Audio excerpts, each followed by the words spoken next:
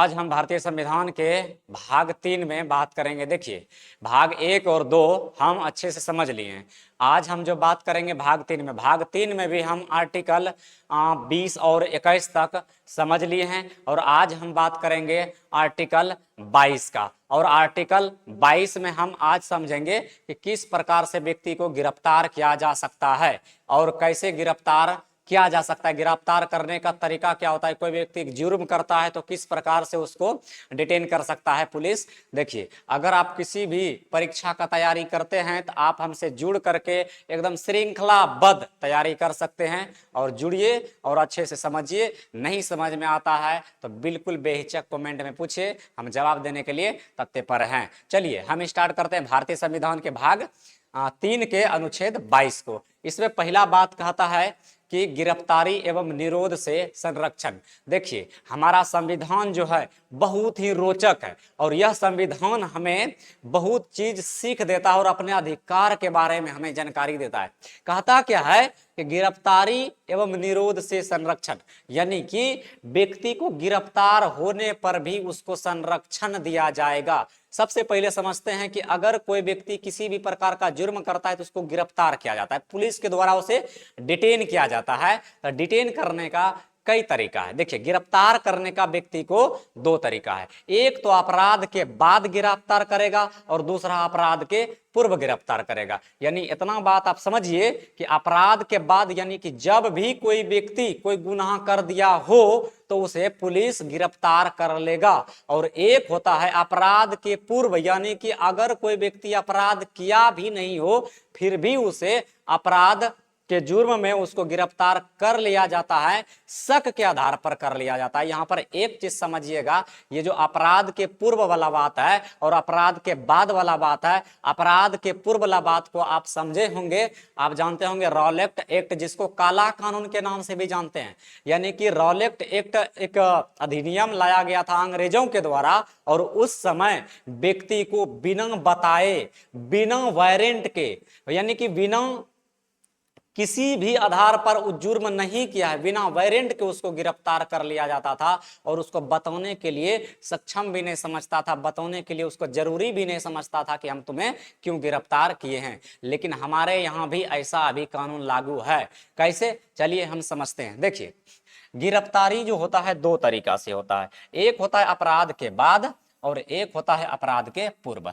इसमें क्या होता है, कोई भी व्यक्ति, मान लीजिए कोई व्यक्ति है और ये किसी का क्या कर देता है, मर्डर कर देता है, मर्डर कर देता है, उसे मार देता है। तो समझिए जो मर्डर हो गया इसका मतलब उन्होंने अपराध कर दिया।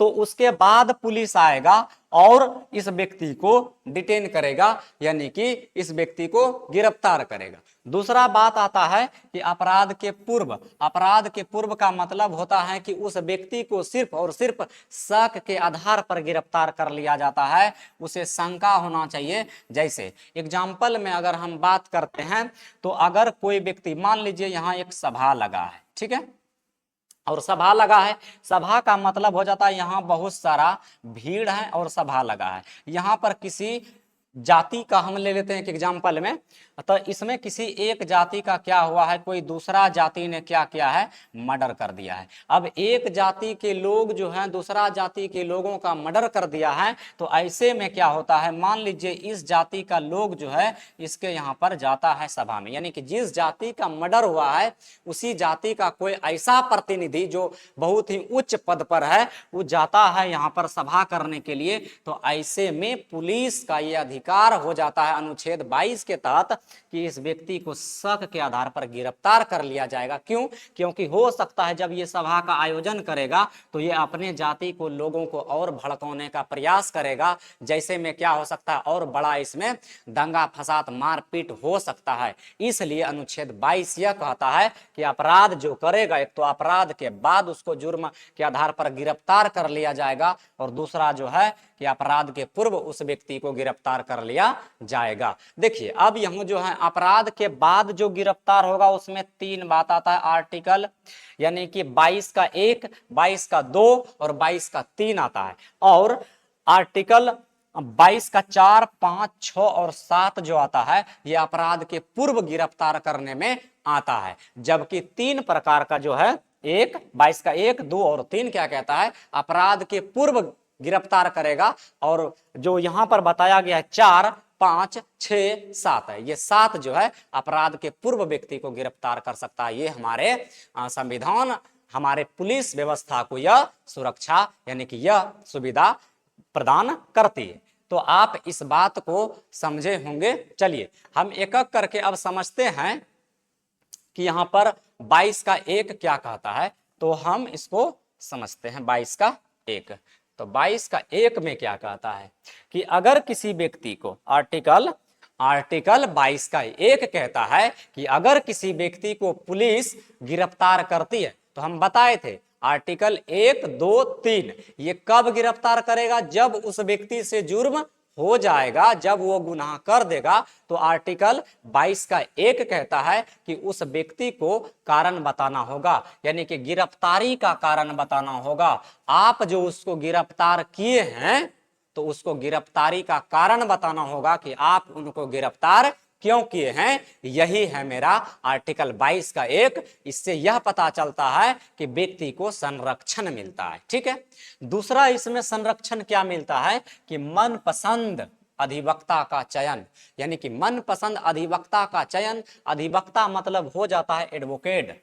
ठीक है, अधिवक्ता का मतलब हो जाता है एडवोकेट। ठीक है, अब इसमें समझिए एडवोकेट यानी कि उसका अधिकार है कि वह अपना जज स्वयं यानी कि डिसाइड करे, वो अपना लॉयर। जैसे कि यहां पर समझिए गिरफ्तारी का कारण, गिरफ्तारी का कारण यानी कि कहता है कि एडवोकेट ऑफ चॉइस, यानी कि जिस व्यक्ति को गिरफ्तार करेगा उस व्यक्ति को कुछ अधिकार दिए गए हैं आर्टिकल 22 के 1 के तहत। जैसे कि कोई व्यक्ति है वो लॉयर, लॉयर यहां पर अगर सिंपल भाषा में हम बात करें तो जो वकील होता है उसको वकील भी कहते हैं लॉयर। तो लॉयर यानी कि वकील चुनने का उसको अधिकार देता है। अच्छा, यहां पर बात आता है कि ये कब मतलब किसी का पक्ष रख सकता है। यहां पर एक बात बढ़िया से समझिएगा कि अगर कोई व्यक्ति गुनाह किया है, तो कोई व्यक्ति गुनाह कर दिया है, तो इसके खिलाफ अगर कोई वकील लड़ता है तो लड़ने का मतलब मेन कारण है कि उसको लॉयर तब बोलेंगे जब वो एलएलबी की पढ़ाई किया हो, तब हम उसको वकील बोलेंगे, नहीं तो उसको वकील नहीं बोलेंगे।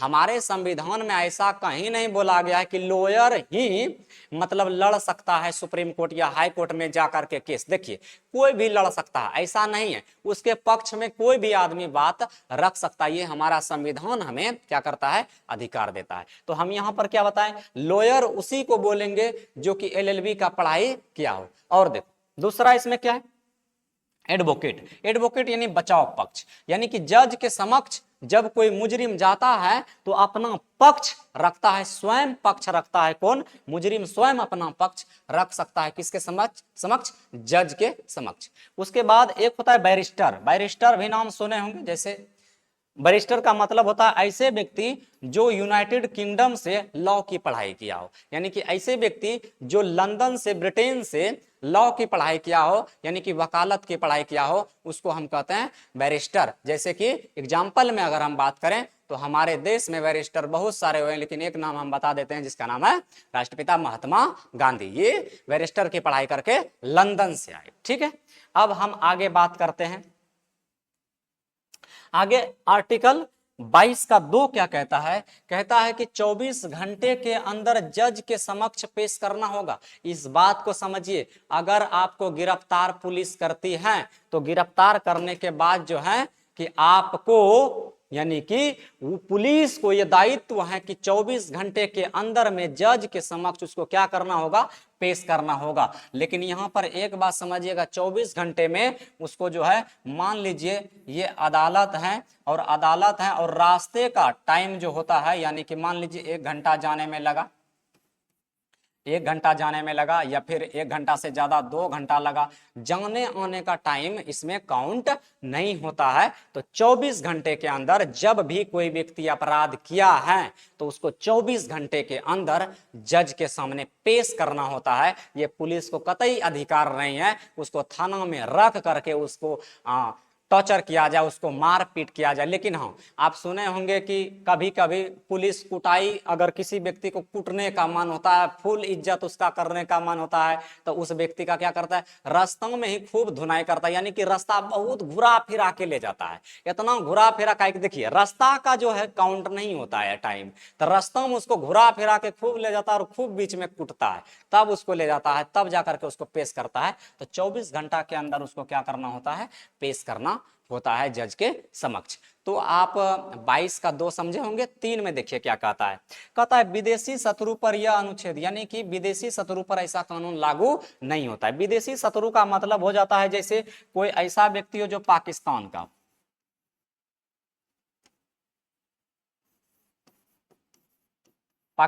हो, ऐसा शत्रु जो बांग्लादेश का हो,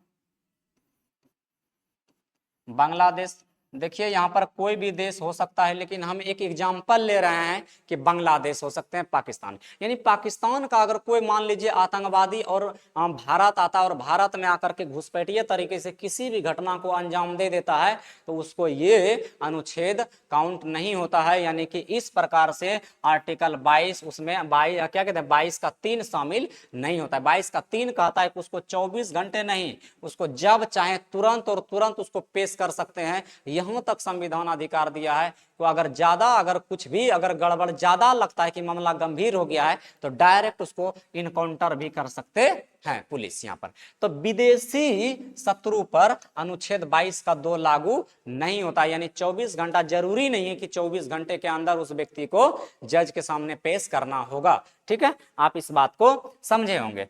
आर्टिकल 22 का 4 क्या कहता है, निवारक निरोध, यानी कि 3 माह से अधिक नहीं होगा। ठीक है, निवारक निरोध का मतलब यही हो जाता है कि किसी भी व्यक्ति को बिना बताए, बिना वारंट के उसको कभी भी किसी भी समय शक के आधार पर गिरफ्तार कर लिया जाता है। इसी को हम कहते हैं प्रिवेंटिव डिटेंस, यानी कि इसको हम कहते हैं निवारक निरोध अधिनियम, यानी कि निवारक निरोध। और हम बता दिए यह जो प्रिवेंटिव डिटेंस है, इसको कब लागू करता है, इसको यानी कि अंग्रेजों के समय में इसको लागू किया गया था, और ये आज भी मौजूद है हमारे संविधान में, यानी कि रॉलेट एक्ट वाला कानून आज भी मौजूद है हमारे संविधान में। तो आप निवारक निरोध अधिनियम समझेंगे। अच्छा, इसमें क्या है, जब किसी व्यक्ति को गिरफ्तार करेगा तो इसको 3 माह तक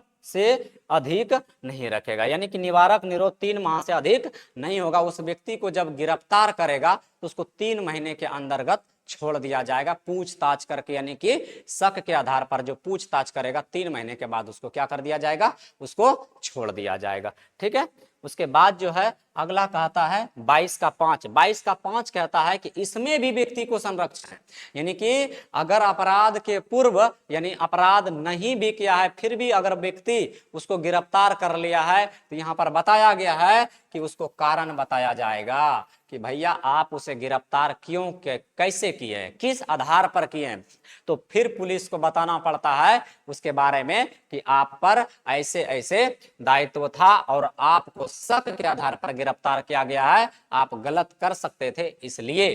तो ठीक है, तो कहता है व्यक्ति को अपना पक्ष रखने का अधिकार है, यानी कि इसमें साफ है कि अनुच्छेद 22 का 5 में है कि व्यक्ति को अपना पक्ष रखने का अधिकार है कि आखिर हमें गिरफ्तार अगर किए हैं तो आखिर हमें गिरफ्तार क्यों किए हैं। ठीक है, तो इस बात को आप समझे होंगे 22 का 5।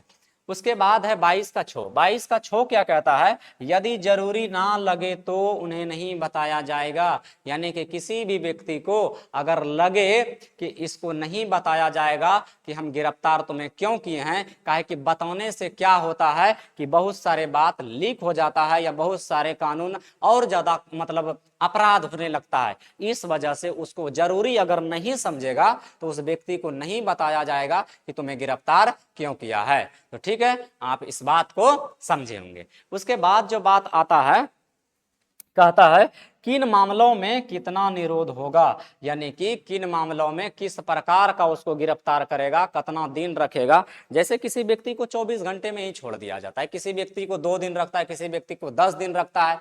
तो मामला यहाँ पर देखेगा कैसा मामला है, बहुत बड़ा मामला है कि बहुत छोटा मामला है, कैसा है। अब मान लीजिए कोई ऐसा संगठन है जो कि जहां पर एक रैली होने वाला है, उस रैली में मान लीजिए कि भारत के प्रधानमंत्री उसमें सभा करने वाले हैं, और उस सभा में ही कोई ऐसा व्यक्ति प्लान बना रहा है जो कि प्रधानमंत्री को मारने की बात कर रहा है, और किसी तरह से यह बात लीक हो जाता है, तो उस व्यक्ति को लंबे समय तक रख सकता है, मतलब कि पुलिस अपने मामले में अपने पास रख सकता है पुलिस। ठीक है, तो इस बात को आप समझे होंगे। ठीक है, तो इस प्रकार से अनुच्छेद 7 तक हम क्लियर कर लिए। अब हम बात करते हैं कुछ अधिनियम के। अधिनियम में जैसे देखिए, जैसे यहाँ पर है, सबसे पहला नोट में देखिए, कहता है कुछ इसके निवारक निरोध अधिनियम है। कौन कौन अधिनियम, सबसे पहले निवारक निरोध का मतलब हम समझा दिए कि कब कब आया और कब कब ये, मतलब निवारक निरोध का मतलब यही समझिए कि व्यक्ति को बिना पूछे शक के आधार पर उठा लेना ही उसको कहते हैं निवारक निरोध। तो निवारक निरोध में देखिए, सबसे पहले आया जो निवारक निरोध अधिनियम 1950 में आया, और ये हो गया 1969 में समाप्त। ठीक है, पहला अधिनियम आया। दूसरा यहाँ पर आया आंतरिक सुरक्षा व्यवस्था अधिनियम, इसको कहते हैं मीसा एक्ट भी कहते हैं। मीसा एक्ट जो आया था ये 1971 में आया था, और 1977 में इसको खत्म कर दिया गया था। मीसा एक्ट के बारे में थोड़ा सा हम समझते हैं। देखिए मीसा एक्ट क्या होता है। मीसा एक्ट में जो है 1971 में क्या हुआ था, इंदिरा गांधी ने, मतलब सत्ता में थी, तो सत्ता में होने के कारण क्या हुआ था कि उन्होंने आपातकाल 1975 में लगा दिया था। तो 1975 में आपातकाल लगाया था, तो यह आपातकाल 21 महीना तक रहा था, और इसका खूब विरोध हुआ था। यानी कि आपातकाल में उस व्यक्ति पर लगाया गया था, मतलब एक राजनीतिक संगठन पर लगाया गया था। किसी भी राजनेता को बिना पूछे शक के आधार पर उठा करके गिरफ्तार कर लिया जाता था। तो यहां पर मीसा एक्ट उसी समय आया था 1971 में।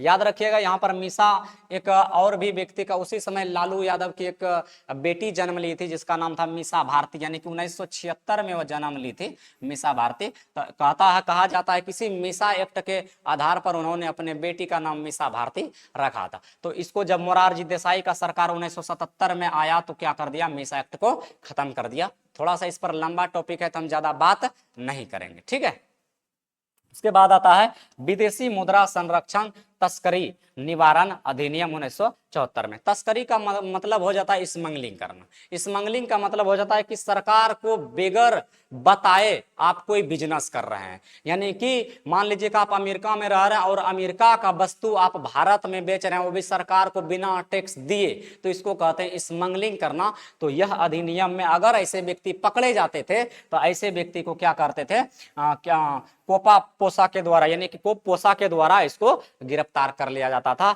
यह आया था 1974 में। ठीक है, इसको कहते हैं NSA, नेशनल सिक्योरिटी एक्ट। ठीक है, नेशनल सिक्योरिटी एक्ट जो था ये 1980 में आया था। यानी कि इसमें ऐसे व्यक्ति के, राष्ट्र सुरक्षा अधिनियम, यानी कि राष्ट्र हित में, यानी कि अगर कोई व्यक्ति देशद्रोह करता है, यानी कि अगर कोई व्यक्ति का जुर्म साबित हो जाता है कि इन्होंने देश में दंगा भड़काने का काम किया है, इन्होंने देश में आर्थिक गतिविधि या सामाजिक गतिविधि में कोई खलल डाल रहा है, तो ऐसे व्यक्ति पर NSA, नेशनल सिक्योरिटी एक्ट लागू कर दिया जाता है। और इसके तहत व्यक्ति को कम से कम जो है 12 महीना तक जेल में रहना पड़ता है। 12 महीना तक इसको जेल में रहना पड़ता है। ठीक है, तो ये हो गया NSA, नेशनल सिक्योरिटी एक्ट, राष्ट्रीय सुरक्षा अधिनियम। ये आया था 1980 में। ठीक है, उसके बाद अगला जो है आतंकवाद एवं विध्वंसक गतिरोध निरोध अधिनियम,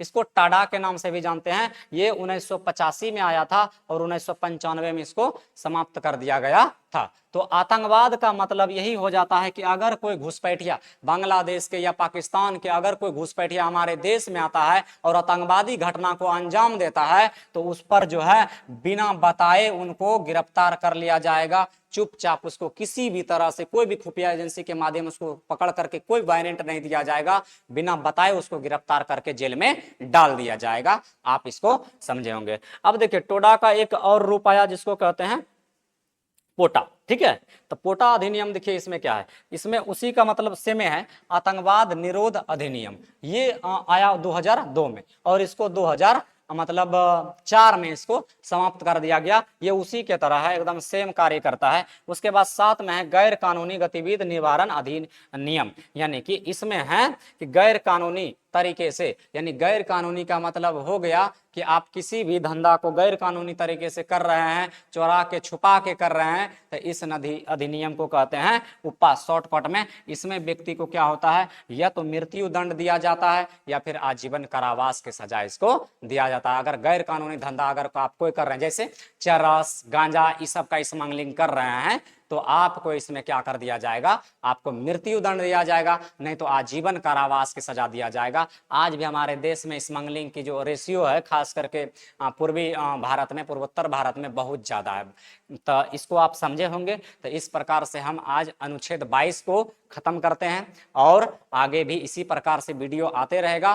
थोड़ा सा लेट हो जाता है बट जरूर आएगा। आप लोग धैर्य बनाए रखें और अच्छे से अपना जाकर के पढ़ाई करें और सफलता प्राप्त करें। देखिए जीवन में एक ही लक्ष्य है, अगर आप कुछ सोचे हैं जीवन में, अगर आप कुछ जीवन में सोचे हैं तो आपका पूरा जरूर होगा। लेकिन हाँ, सोचने से सिर्फ नहीं होगा, आपको धैर्य से और उसको कार्यरत हमेशा करना पड़ेगा। यानी कि जब तक आप कार्य नहीं करेंगे, जब तक आप मेहनत नहीं करेंगे, तो दुनिया में बगैर मेहनत का किसी को कुछ भी प्राप्त नहीं हुआ है। ये बात आप समझ रहे होंगे, और अच्छे से आप एकदम धैर्य से पढ़िए। और बस यही एक मेरी ख्वाहिश है कि आप अच्छा करिए, आप अच्छा करने का प्रयास करिए, अपने माता पिता का नाम रोशन कीजिए, सम्मान प्राप्त कीजिए, समाज में एक ऊंचा स्थान प्राप्त कीजिए। यही मेरी कामना है आप लोगों से। चलिए इतना बात हम आज किए, अगले वीडियो में हम मिलेंगे, तब तक के लिए जय हिंद, नमस्कार।